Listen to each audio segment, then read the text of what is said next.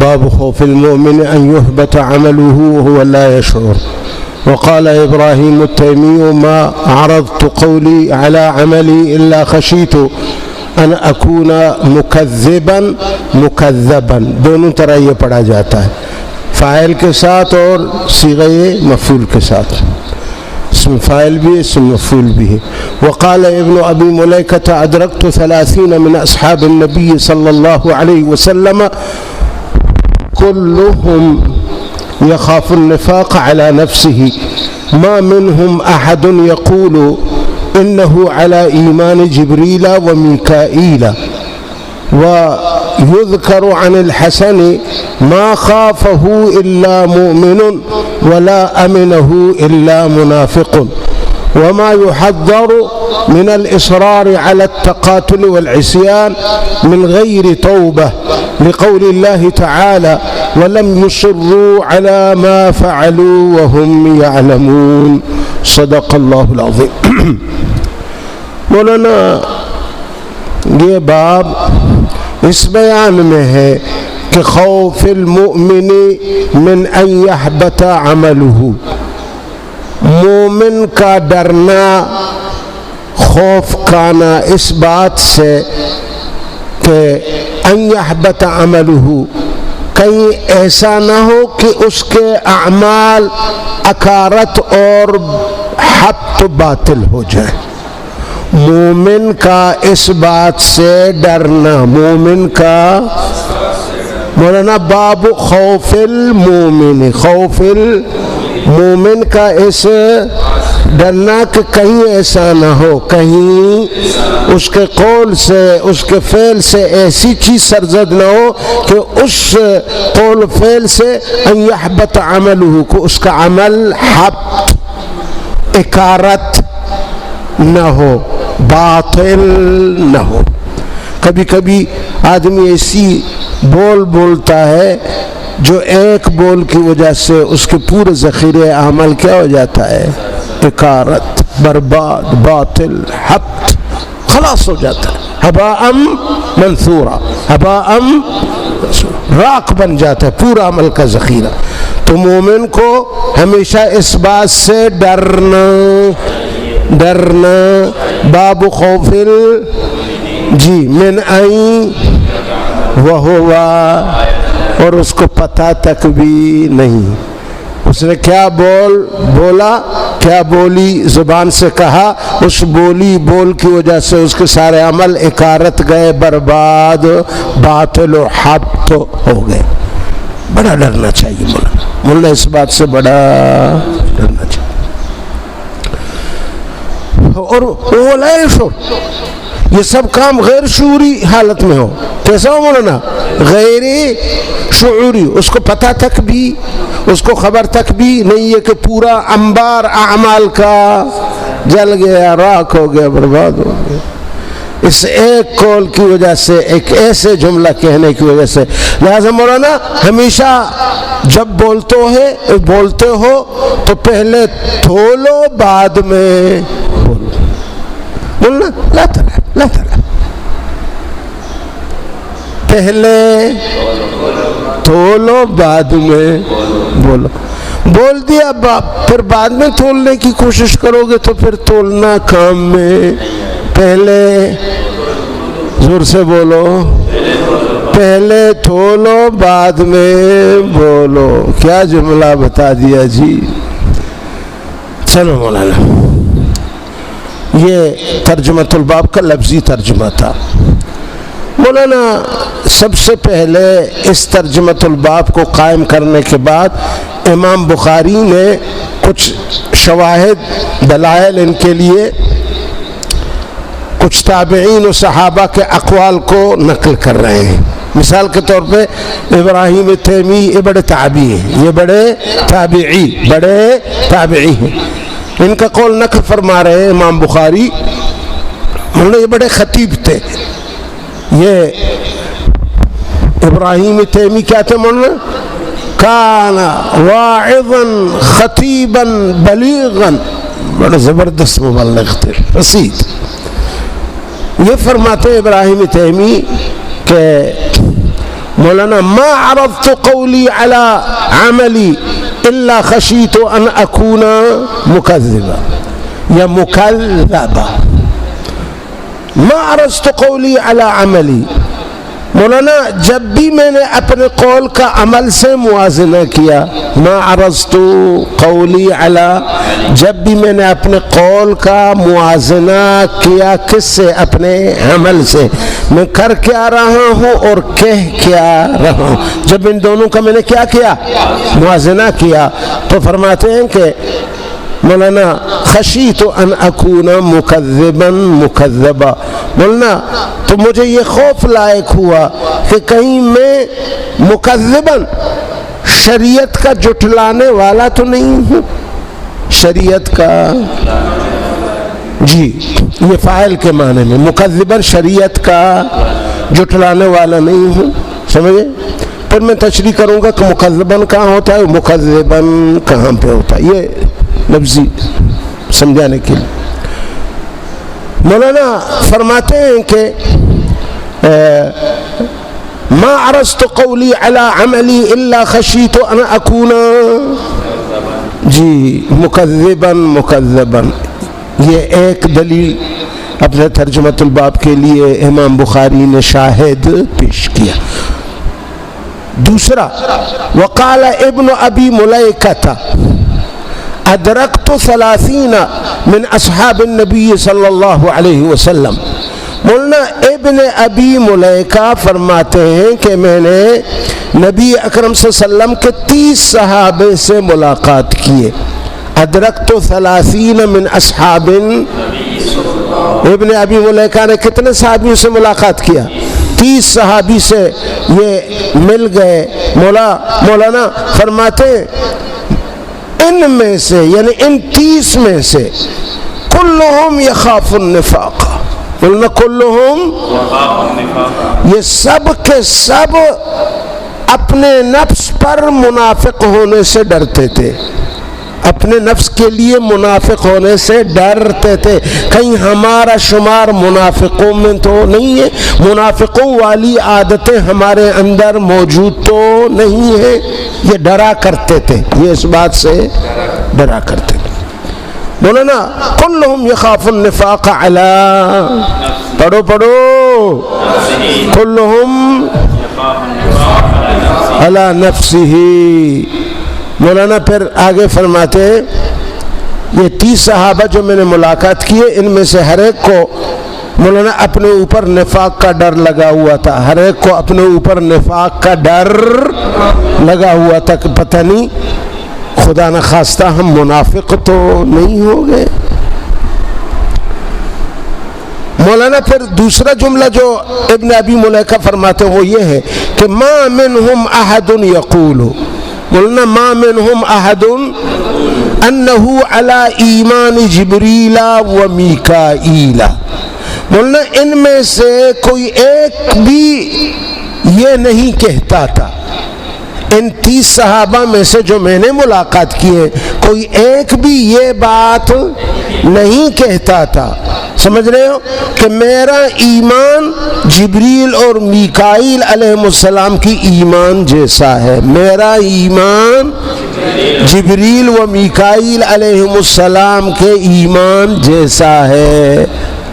یعنی کوئی اس قسم کے فخر نہیں کرتا تھا، یہ بولتا نہیں تھا، بلکہ کلہم یخاف النفاق علی، اتنے مولانا متواضع تھے، وہ اللہ سے ڈرتے تھے، اللہ سے ڈرتے تھے.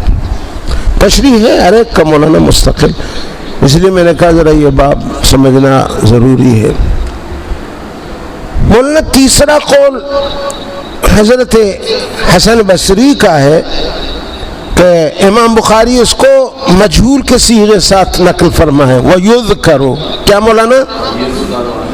وَيُذْكَرُ عَنِ الْحَسَنِ، سمجھ رہے ہیں مولانا؟ حسن بصری سے یہ بات منقول ہے، ما خافہ، نہیں ڈرتا نفاق سے. یہ ما خافہ کا جو ضمیر نفاق کی طرف راجع ہے، کس کی طرف راجع ہے؟ نفاق کی طرف سے. یا اس کا دوسرا تفسیر یہ بھی ہوتا ہے کہ اللہ سے نہیں ڈرتا. کس سے نہیں ڈرتا؟ اللہ سے نہیں ڈرتا مگر مومن. نفاق سے بھی نہیں ڈرتا مگر مومن. کیونکہ منافق تو منافق ہوتا ہے, وہ تو نفاق پر فخر کرتا ہے, وہ تو کہتا ہے میں تو بڑا سیاسی ہوں. میں جی دیکھا ہم نے کس طرح ٹھگایا مولوی فضل الرحمان کو, دیکھا ہم نے جمعیت والوں کو کس طرح ٹھگایا. پھر آپس میں بیٹھ کے وہ منافقین اپنے اس جھوٹے سیاست پر کیا کرتے ہیں؟ مزہ لیتے ہیں, فخر کرتے ہیں. لیکن جو اللہ سے ڈرنے والے مومن ہوتا ہے وہ نفاق کی بیماری سے ڈرتا ہے. ڈر منافق اپنے نفاق پر فخر کرتا ہے, لیکن مومن نفاق سے ڈرتا ہے. مومن وما پڑھو عبارت وما ما خافہ الا ولا امنہ الا. مولانا نفاق سے بیغم نہیں ہوتا مگر منافق. منافق تو میں نے کہا تو وہ تو فخر کرتا ہے نا, وہ کہتا ہے ہم تو جی بڑے ہوشیار لوگ ہیں جی, ہم تو بڑے سیاست مدار ہیں, ہم تو بڑے روشن فکر ہیں. دیکھا مولوی کو ہم نے کس طرح ٹھگایا, مولوی عبد المجید کو ہم نے کس طرح دھوکہ دے دیا. ہم نے کہا کہ روڈ بنائیں گے, یہ کریں گے, اس نے ووٹ ہمیں دے دیا, اور ابھی چھوڑو کون روڈ بنائے گا یار. سمجھ رہے ہو؟ وما امنہ الا. منافق نفاق سے ڈرتا نہیں, وہ تو اس کو دل و جان سے قبول کرتا ہے. دلو ارے صوفیوں سمجھتے ہو میرے بات کو یا نہیں؟ یہ بڑا ضروری درس ہے, اس کو سمجھ لینا. وما یخاف الا مومن وما امنہ الا منافق. ٹھیک ہے مولانا, یہ تو 3 شواہد امام بخاری نے اپنے اس ترجمۃ الباب باب خوف المومن ان یحبط عملہ وہو. آپ نے دیکھا صحابہ کس طرح ڈر رہے تھے, تابعین کس طرح ڈر رہے ہیں, میں پھر تشریح میں بتا دوں گا. جی مولانا, اب مولانا آگے آئیے. وما يحذر من الاصرار على التقاتل والعصيان من غیر توبہ. یہ وما يحذر, یہ جو ما ہے نا, یہ ما مصدریہ ہے. یہ کیا ہے مولانا؟ کیا مطلب؟ یہ باب اس بیان میں بھی ہے. یہ باب جو ابھی ترجمۃ الباب قائم ہوا نا, کہتے ہیں اس میں وہ بھی ہے کہ خوف المومن من ان یحبط عملہ وہو لا یشعر, اور اس میں یہ بیان بھی وما یحذر, وما اور ان چیزوں سے, یہ ما مصدریہ ہے, جو ڈرا جاتا ہے من الاصرار, ان کے اصرار کرنے سے. مثال کے طور پہ کس چیز کی اصرار سے؟ التقاتل, آپس میں بار بار لڑنا, گالی گلوچ کرنا, والعصیان, اور مولانا بار بار گناہوں کا ارتکاب کرنا, من غیر توبتن, گناہیں تو بار بار کی جا رہی ہیں اور توبہ تو ایک مرتبہ بھی کیا نہیں جاتا. گناہ تو بار بار کر رہا ہے, ہر گناہ میں دیکھو یہ شخص آگے ہے, لیکن ایک مرتبہ بھی اپنے کیے ہوئے گناہوں پہ مولانا یہ پشیمانی کا اظہار بلکہ فخر کرتا ہے. کہتا ہے یار پتہ ہے رات کو میں نے فلان جگہ میں دیوار پلانگا اور وہاں ایسی خوبصورت لڑکی پہ میں نے یہ زنا کر دیا, اور پھر وہ فخر کے طور پہ اپنے دوستوں کے ساتھ بیٹھ کے یہ بات کرتا ہے. اور ہر دن کوئی نہ کوئی ایسی گناہ کا کہانی اپنے دوستوں کو سناتا ہے, لیکن توبہ کا نام و ندامت و پشیمانی اس کے کتاب میں لکھا ہوا نہیں. یہ خطرناک ہے مولانا. اس بات سے بھی اس باب میں ڈرایا جا رہا ہے, اس بات سے بھی اس باب میں ڈرایا جا رہا ہے کہ قتال تو روزانہ ہے, مارنا, داڑنا, کان کاٹو, جیب کاٹو, لوگوں کی عزت پہ حملہ کرو, لوگوں کو گالیاں بکو, اور مساجد علماء کی توہین روزانہ کرتے رہو, لیکن ایک مرتبہ بھی ندامت و پشیمانی کا نام و نشان من غیر توبہ. اصرار علی المعاصی ہے لیکن توبہ نہیں ہے. من غیر اس بات سے بھی مولانا ڈرایا جا رہا ہے اس باب میں۔ اللہ تعالیٰ کا یہ قول مولانا امام بخاری رحمۃ اللہ علیہ شاہد کے طور پہ نقل فرما رہے ہیں، کہہ رہے ہیں کہ قول اللہ تعالیٰ وَلَمْ يُصِرُّوا عَلَى مَا فَعَلُوا، کیا مولانا؟ مولانا صالحین کا جو شیوا ہے، ان کا جو صفات و عادت ہے، کہتے ہیں وَلَمْ يُصِرُّوا عَلَى مَا فَعَلُوا وَهُمْ يَعْلَمُونَ، وہ اپنے گناہوں پہ اصرار نہیں کرتے، اپنے ناجائز کاموں پر وہ اگر ایک مرتبہ غلط کام کر دیا فوراً کیا کر دیا؟ توبہ کر دیا، توبہ کرنے کے بعد اگر دوبارہ کر دیا پھر دوبارہ توبہ کیا۔ مولانا جتنا وہ کام کرتا ہے گناہ کا، ساتھ ساتھ وہ توبہ کرتا ہے، چنانچہ لفظ لایا یہاں پہ نا من غیر توبت، کیا مولانا؟ کیا کہ وما يحذر من الاصرار على التقاتل واللسان من غیر توبہ، تقاتل تو روزانہ ہو رہا ہے لیکن توبہ، اصرار علی المعاصی روزانہ ہو رہا ہے لیکن توبہ نہیں ہے۔ اللہ فرماتے ہیں جو میرے خاص بندے ہوتے ہیں صالحین، وہ اگر گناہ کرتے ہیں لیکن ساتھ ساتھ وہ توبہ بھی کر، مولانا آپ گناہ کرتے جاؤ گے اور ساتھ ساتھ توبہ کرتے جاؤ گے تو یہ اصرار نہیں ہے، یہ اصرار علی المعاصی شمار نہیں کیا جاتا۔ اصرار علی المعاصی وہ ہے جو گناہ پہ گناہ تو کر رہا ہے لیکن کبھی بھی پشیمانی کا اظہار، توبہ، کبھی بھی ایک قطرہ آنسو کا بہاتا نہیں ہے، یہ ہے کیا؟ اصرار۔ یہ کیا ہے؟ قرآن نے کہا کہ وَلَمْ يُصِرُّوا عَلَى مَا فَعَلُوا وَهُمْ، وہ جانتے ہیں کہ غلطی کیا ہے تو پھر وہ کسی وقت کھڑے ہو کے 2 رکعت پڑھ کے اللہ کے دربار میں وہ روتے رہتے۔ یہ صالحین کا نشانی صفات۔ جو اصرار کرتا ہے اور توبہ نہیں کرتا وہ بد نصیب اور بدبخت ہے، وہ خطرے میں ہے۔ وہ کیا وَكُنْتُمْ عَلَى شَفَا حُفْرَةٍ مِّنَ النَّارِ، وہ تو ابھی بھی گر سکتا ہے، کسی وقت بھی بغیر توبہ کے مرا وہ گر گیا جہنم میں۔ چلو جی، یہ سب مولانا لفظی ترجمہ تھے، ہم نے آپ کی خدمت میں بیان کیا۔ اب مولانا آئیے ربط باب سابق سے۔ مولانا سابق باب میں یہ بیان تھا کہ اگر کوئی شخص ایمان اور احتساب کے ساتھ کسی مسلمان شخص کے جنازے میں اور دفن میں شرکت کرے گا لوجہ اللہ لرضا اللہ، اس کو کیا ملے گا مولانا؟ جی اس کو وڈا ثواب ملے گا۔ کیا ملے گا؟ وڈا، بہت بڑا ثواب، بہت بڑا ثواب، جبل احد کی مقدار اس کو ثواب 2 قیراتیں ملیں گی۔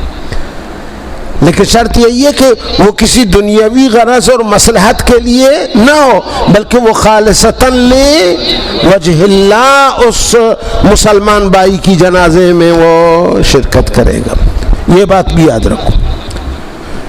مولانا کبھی کبھی عمل کے ساتھ یا عمل کے بعد، عمل کے ساتھ ساتھ یا عمل کرنے کے بعد ایسی چیزیں عارض ہوتی ہیں انسان کے دل میں، سمجھ رہے ہو مولانا، اس عمل کے ساتھ جس کی وجہ سے انسان اس ثواب موعود سے محروم ہوتا ہے۔ اس ثواب یعنی جو ثواب کا وعدہ دیا گیا ہے، مثال کے طور پہ جنازے کے لیے حدیث میں آیا تھا نا کہ اگر کوئی خاص من اتبع جنازت مسلم ایمانا و، یہ شرط لگایا نا، اگر وہ اتباع تو کر رہا ہے لیکن دکھلاؤ کے لیے ہاں میں جاتا ہوں تاکہ لوگ کہیں علاقے کا لوگ بھئی یہ بھی جنازے میں شریک ہوا، تو پھر یہ مخلص نہیں۔ تو ایسے چیزوں کا عمل کے ساتھ یا عمل کے بعد لاحق ہونے سے انسان اس عظیم ثواب سے کیا ہو جاتا ہے؟ محروم ہو جاتا ہے، سب کچھ ختم ہو جاتا ہے۔ تو انسان کو مولانا ایسی چیزوں سے بچ کر جانا چاہیے، سمجھ رہے ہیں مولانا؟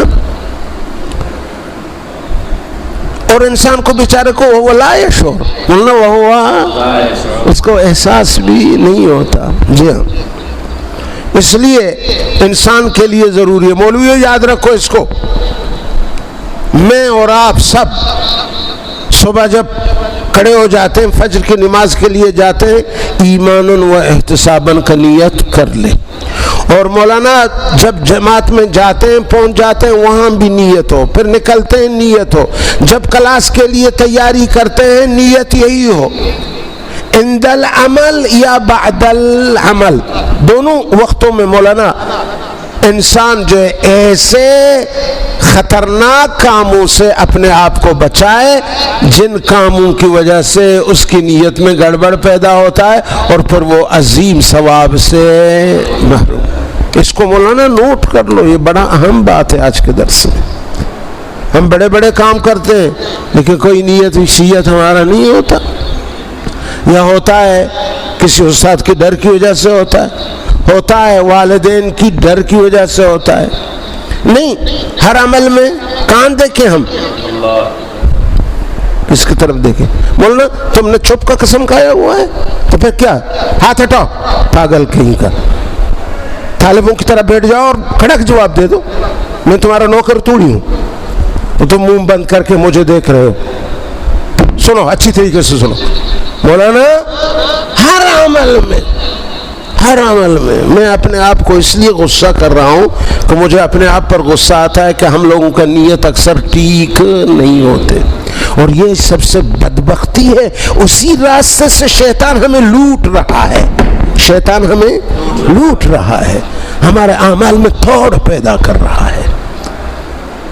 اللہ بچائے. عند العمل و بعد العمل، ٹھیک مضبوط اپنے عقیدے کو اللہ کے ساتھ فٹ کر دو. جی مولانا، تاکہ اجر و ثواب ہماری اور آپ کی اکارت نہ ہو جائے، اور ہمیں جو زحمت ہم اٹھاتے ہیں، محنت کرتے ہیں، اتنے گھنٹے بیٹھ کے پڑھتے ہیں، اس میں اللہ کا رضا مقصود ہو، تاکہ یہ اجر مجھے اور آپ کو. ہاں یہ ضروری ہے بیٹا. چلو، اللہ اکبر اللہ اکبر. شیطان تو کم وقت لوٹنے کا کوشش کرتا ہے نا ہر وقت. یہ بات اہم تھی آج کے درس میں. امام بخاری نے اسی پر تنبیہ کیا ہمیں تنبیہ کیا کہ دیکھو ایسا نہ ہو کہ ان یحبط عملہ وہو عند العمل یا بعد العمل، کوئی ایسا غلط آپ فکر ڈالیں گے عمل میں کہ تمہارے عمل کیا ہو جائیں گے، اکارت ہو جائے. ایسا نہ کرو. وہو لا، یہ سب کچھ بے خبری میں ہوں. مولانا یہ تو تھا ربط بین البابین، سمجھ رہے ہو مولانا؟ چاہے جنازہ کی نماز ہو یا درس پڑھنا ہو، صدقہ و خیرات ہو، بیوی کی خدمات ہو، بچوں کا تربیت ہو، پالنا ہو، سب میں نیت اللہ کی. بولنا اگر اللہ کی رضا ہونا تو یہی لقمہ جو ہم لے کے اپنے بیوی کے منہ میں ڈالتے ہیں، اس میں بھی ثواب، اس میں بھی اللہ کی قسم ثواب. انسان کا ہر عمل قیمتی ہے، لیکن اگر وہ قیمت کو جان لے. کہتے ہیں ہر شب قدر است اگر قدر بدانی. اگر آپ ہر رات کی قدر کو جان لو نا تو ہر رات آپ کے لیے کیا بنے گا؟ لیلۃ القدر بنے. ہر شب قدر است اگر قدر بدانی. نیت ٹھیک کر لو، سب لیلۃ القدر ہے آپ کی. مولانا امام بخاری نے، آپ پھر باب کی طرف دیکھیں اور ہاتھ رکھیں. باب خوف المومن ان یحبط عمله ولا یشعر. یہاں امام بخاری نے 2 ترجمۃ الباب قائم کی، یعنی گویا کہ اس باب کے ترجمۃ الباب 2 ہیں. اس باب کے 2 جز ہیں، ترجمۃ الباب کے 2 جز ہیں. ایک تو یہی ہے جو سب سے پہلے ہے، خوف المومن وہوا. اور مولانا دوسرا ترجمۃ الباب وہاں آخر حصے میں جاؤ, وما يحذر من على التقاتل من غیر لقول اللہ تعالی ولم يصروا على ما فعلوا وهم. یہ جزء ثانی ہے اس باب کے ترجمۃ الباب کا جزء. بولنا پہلے جز کے لیے جو خوف المومن ان یحبط عملہ, اس ترجمہ کے اس بات کے لیے ثابت کرنے کے لیے امام بخاری نے حضرت ابراہیم تیمی کا قول, ابن ابی ملیکہ کا قول, حضرت حسن بصری کا قول وہ ذکر کر دیے اس ترجمۃ الباب کے جز کو ثابت کرنے کے لیے. اب دوسری جز جو کہاں پر ہے مولانا, وما, اس جز کو ثابت کرنے کے لیے امام بخاری نے 2 حدیثیں ذکر کی. کتنی حدیثیں؟ ایک رد للمرجعہ, وہاں حدیث میں لفظ مرجعہ کا لفظ موجود ہے, اور دوسرا وہی حدیث ہے جو دونوں صحابیوں نے دائن اور مدیون نے قرض کے بارے میں کیا کیا تھا, اختلاف.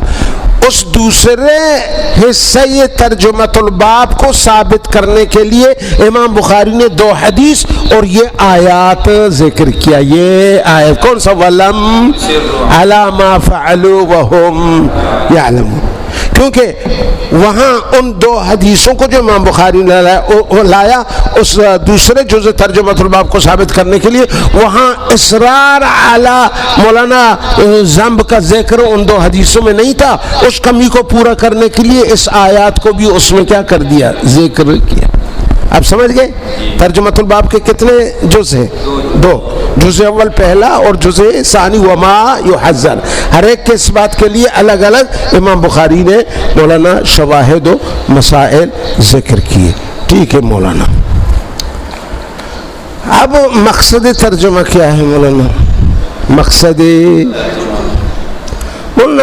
ترجمہ یہاں مرجعہ کا تردید رد کرنا ہے. مرجع والا کہتے ہیں کہ معصیت مضر للایمان نہیں ہے, طاعت مفید للایمان نہیں, اور معصیت سے نہیں ہے. تو امام بخاری نے یہاں آیات لائے, روایات لائے, آثار تابعین صحابہ کا اقوال نقل کیا, کہا دیکھو یا اہل المرجعہ, ہاں تم لوگ خطا پر ہو. دیکھو یہاں صحابہ, تابعین, خود قرآن اللہ کا اور پیغمبر اللہ کے سب کہہ رہے ہیں کہ معصیت مضر للایمان ہے. تو امام بخاری کا اس ترجمۃ الباب سے مقصد کیا ہے؟ رد للمرجع. جزاک اللہ خیر. بلکہ امام بخاری تو یہاں تک ڈرا رہے ہیں, اور حقیقت بھی ہے کہ وہ فرماتے نہ صرف یہ کہ معصیت ایمان کے لیے مضر ہے, بلکہ یہ معصیت تمہارے عمل کو حبط بھی کرتا ہے, تمہارے اعمال کو ضائع, اکارت, بیکار بناتا ہے. اتنا خطرناک ہے معصیت للایمان کے لیے. جی مولانا.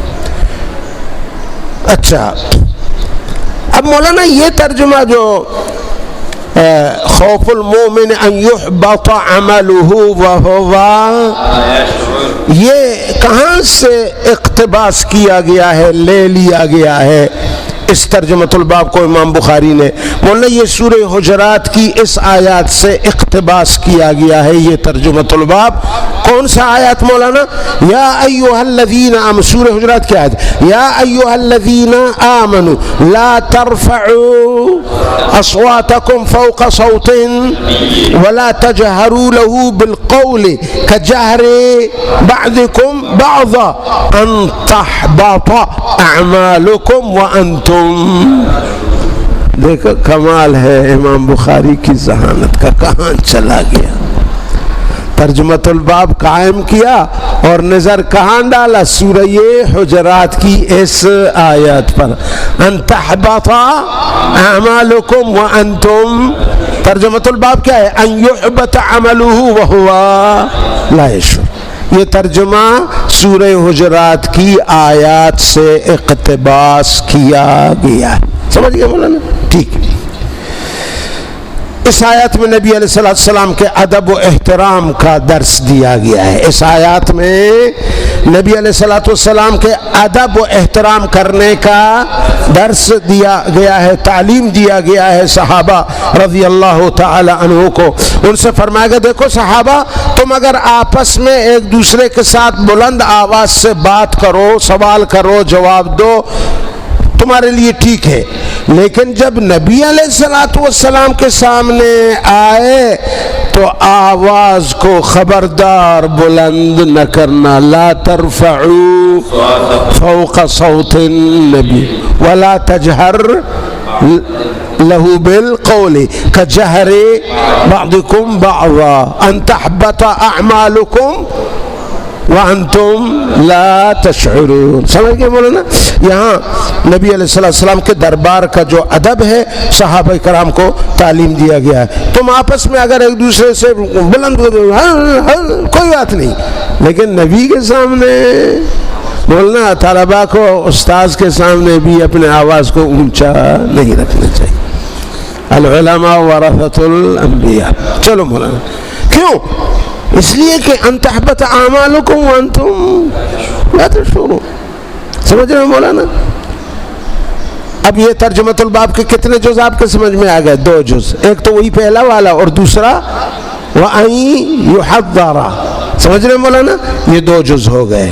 چلو مولانا, وما يحذر من الاصرار على التقاتل, دوسرا جز. یہ دونوں اجزاء رد للمرجع کے لیے. اب مولانا میرے طرف دیکھو, یہاں ضمناً ایک سوال ہو رہا ہے. سوال یہ ہے کہ اہل سنت والجماعت اس بات پر متفق ہیں کہ کفر کے علاوہ کوئی اور ایسا معصیت نہیں ہے جو حبط اعمال کا سبب بن جائے. مولانا سمجھنے کی کوشش کرو. اہل سنت والجماعت اس بات پر کیا ہے؟ متفق علیہ, کہ کفر کے علاوہ اور کوئی ایسی, یعنی شرک و کفر کے علاوہ اور کوئی ایسا گناہ نہیں ہے جو اعمال کو حبط کرے, اکارت کرے, ضائع کرے. کفر ہی وہ عمل ہے جو اعمال کو. تو یہاں پہ ان تحبط اعمالکم وانتم جو قرآن میں کہا گیا, اسی لیے تو معتزلہ نے اس آیات کو اپنے مذہب کے دلیل کے طور پہ استعمال کیا. بولنا مثال کے طور پہ علامہ زمخشری جو ڈبل معتزلی ہے نا, علامہ زمخشری نے اس آیت سے استدلال کیا, دیکھو تم مولوی مانتے نہیں ہو, تم کہتے ہو کہ کفر کے علاوہ اور کوئی ایسا گناہ نہیں ہے جو عمل کو کیا کرے, حبط کرے. یہاں تو قرآن نے فرمایا, یہاں صاف واضح ظاہر ہے. بولنا کیا ہے؟ ان تحبط. حالانکہ یہاں آواز کو نبی کی آواز پر بلند کرنا یہ تو کفر تو نہیں ہے, یہ گناہ کبیرہ ہے زیادہ سے زیادہ. لیکن اس کے بارے میں قرآن کیا فرما رہے ہیں؟ ان تحبط وانتم. معلوم ہوتا ہے کہ کفر کے علاوہ بھی ایسے گناہ ہیں جو حبط عمل کا سبب بنتے. یہ کیا ہے مولانا؟ اشکال. سمجھ رہے ہو؟ اسی لیے معتزلہ اس آیت کو اپنے دلیل کے طور پہ پیش کرتے. مولانا اس کا جواب علامہ احمد ابن منیر مالکی نے, ابن منیر مالکی نے جواب دیا علامہ زمخشری کی اس استدلال اور معتزلہ کا. فرمایا کہ کبھی کبھی, میرے طرف دیکھو, کبھی کبھی چھوٹے شخص کا بڑے کے سامنے بلند آواز سے کلام کرنا بعض دفعہ اس بڑے کے لیے موجبی ایذا بن جاتا ہے. چھوٹے کا بڑے کے سامنے بلند آواز سے کیا کرنا؟ بات کرنا, کلام کرنا, شور کرنا, وہ اس بڑے کی موجب ایذا, سبب ایذا بن جاتا ہے. تو اگر سبب ایذا کسی کی آواز نبی کے لیے بن جائے تو ظاہر ہے کہ نبی کو ایذا پہنچانا اعمال کو کیا کرتا ہے؟ ضائع کر دیتا ہے، حبس کر دیتا ہے. سمجھ رہے مولانا؟ تو ایذاء نبی بالاجماع کفر ہے. ایذاء بالاجماع یہ کفر ہے، کسی کو اس میں کوئی اختلاف نہیں ہے، چاہے معتزلہ ہو، اہل سنت ہو، یا کوئی بھی ہو. وہ ایذاء نبی کو کیا سمجھتے ہیں؟ سب کفر سمجھتے ہیں. تو ایذاء نبی بالاجماع کفر ہے. اور اس کی دلیل والذین یؤذون رسول اللہ، والذین، مولانا سورہ یہ توبہ میں یہ آیت ذکر ہے، وہاں تو صراحتاً جو رسول کو ایذا پہنچا دیتے ہیں ان کے لیے لہم عذاب علیم آیا ہے، ان کو کافر قرار دیا گیا ہے. سمجھ رہے ہیں مولانا میں کیا کہہ رہا ہوں؟ تو لہٰذا یہ آواز کا بلند کرنا نبی کی مجلس میں یہ سبب ایذاء نبی ہے. جب سبب ایذاء نبی ہوگا، نبی کو ایذا پہنچانا علی الاتفاق کفر ہے. تو یہ گویا کہ کفر کے سبب سے اعمال کیا ہو گئے؟ ضائع ہو گئے. یہ عام گناہ کی وجہ سے نہیں. سمجھیے مولانا کیا جواب دیا مولانا علامہ؟ جی علامہ نام بتاؤ؟ ابن منیر احمد بن ابن منیر مالکی نے بڑا زبردست جواب دیا اور دلیل بھی بڑا کھڑک دے دیا، جس سے مولانا انکار کا یا فرار کا کوئی راستہ نہیں ہے. سمجھ رہے مولانا؟ چونکہ رفع صوت النبی، رفع صوت فوق صوت النبی، یہ اس کے بعض افراد نے اس رفع صوت کے بعض انداز وہ جو ہے مولانا باعث ایذاء النبی ہوتے ہیں. اب ان کا تعین کرنا ہر ایک کا کام نہیں ہوتا کہ کتنا آواز اونچا ہو وہ کفر ہے اور کتنا اونچا نہ ہو وہ کفر ہے. اس کا اندازہ کرنا کسی کی بس کی بات نہیں ہے. تو مطلقاً یہاں سے رفع صوت کو کیا کرنا چاہیے؟ روکنا چاہیے. جس طرح قرآن مجید میں یہ آیات بھی ہے نا کہ یا ایھا الذین آمنوا اجتنبوا کثیرا من الظن ان بعض الظن.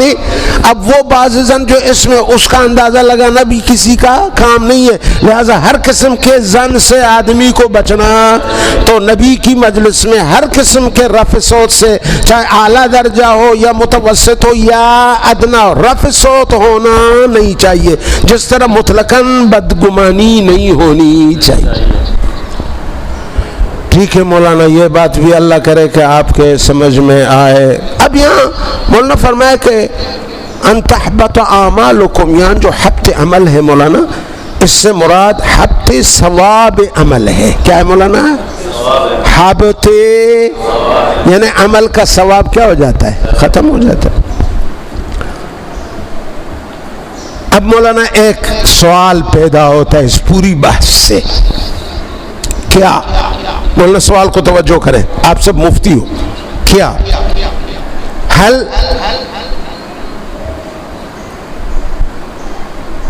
کوئی شخص لا علمی میں کفر کرے؟ کیا مولانا؟ کوئی شخص کفر شخص بلا علم وهو لا يعلم انه عمله كفر، وہ يعمل ولكن لا يعلم، ایسا کام کر رہا ہے جس کا کام کیا ہے؟ کفر ہے، لیکن وہ نہیں جانتا کہ یہ کام کفر ہے. لا علمی میں مولانا کلمہ کفر کا مولانا انجام دینا یا وہ کام کو کرنا یہ کیا موجب کفر ہے یا نہیں؟ بات لا علمی کی ہے. کس کی ہے مولانا؟ لا علمی. سمجھ رہے مولانا؟ علامہ نووی رحمۃ اللہ علیہ نے فرمایا کہ لا علمی میں اگر کوئی شخص کفر کا کلمہ کہہ دے، سمجھ رہے ہو مولانا، یہ عمل سمجھے چونکہ لا علمی میں کیا گیا، علامہ نووی فرماتے وہ کافر نہیں ہوگا. یہ علامہ نووی کا نظر ہے صرف. البتہ ایمان میں نقصان ضرور آئے گا، سمجھ رہے ہیں، اور ایمان کی نقصان کی وجہ سے عملیں بھی خراب ہوں گی، لیکن وہ شخص کفر میں داخل نہیں ہوگا چونکہ اس نے وہ بات کی ہے لا علمی. اس کو یاد رکھو. لیکن مولانا علامہ کرمانی نے اس بات کو علامہ نووی کی اس نظریہ کو رد فرمایا ہے. کہا کہ جمہور علماء، سمجھ رہے مولانا، وہ یہ بات نہیں کرتے جو علامہ نووی کہہ رہے ہیں. جمہور کے ہاں مولانا جو آدمی ایسی بات یا ایسا کام کرے جو موجب کفر ہے اگرچہ وہ لا علم ہو تب بھی وہ کافر بن جاتا ہے، تب بھی۔ یہ علامہ کرمانی نے، یہ شارح بخاری ہے، انہوں نے یہی کہا۔ صاحب بحر نے فرمایا، تھوڑا سا فرق کیا، صاحب بحر نے کہا کہ اگر یہ شخص عمدن کلمہ کفر کہتا ہے، عمدن کہہ رہا ہے، چاہے مذاق کے طور پہ کلمہ کفر کہے، کہنے والا عمدن کلمہ کفر کہتا ہے چاہے مذاق کے طور پر کیوں نہ ہو، پھر بھی وہ کافر ہوگا۔ کیا ہوگا مولانا؟ کافر ہوگا۔ اگر خطأً یا اکراہن کوئی منہ سے ایسا کلمہ نکل جائے، بات نکل جائے، سمجھے مولانا، تو پھر اس وقت کافر نہیں ہوگا۔ خطأً یا اکراہن کوئی زبردستی کلاشن کو پیار رکھے کہ یہ کلمہ کفر کہہ دو، وگرنہ اگر وہ کہہ دیتا ہے تو کافر، یا خطأً بغیر قصد و ارادے کے نکل گیا تب بھی وہ کافر نہیں۔ یہ بڑا زبردست فرق علامہ علامہ صاحب بحر نے، صاحب بحر اور رائق نے یہ فرق بتایا، بڑا زبردست ہے۔ جی جی۔ پھر کچھ علماء نے کہا اگر کوئی شخص اپنے اختیار سے کلمہ کفر کہہ دیا اس نے، لیکن وہ اس بات سے جاہل ہے کہ یہ کلمہ جو میں کہہ رہا ہوں کفر ہے، سمجھے، اس میں مشائخ کا اختلاف ہے۔ کچھ نے کہا کہ کافر نہیں ہوگا جس طرح علامہ نووی کا، اور کچھ نے کہا کافر ہوگا جس طرح علامہ کرمانی نے کہا۔ یہ بات تو سمجھ گئے۔ سوال کیا تھا کہ اگر کوئی شخص لا علمی میں کلمہ کفر کہے گا، اس کے 3-4 مولانا قسمتیں میں نے سب بیان کر دی۔ ٹھیک۔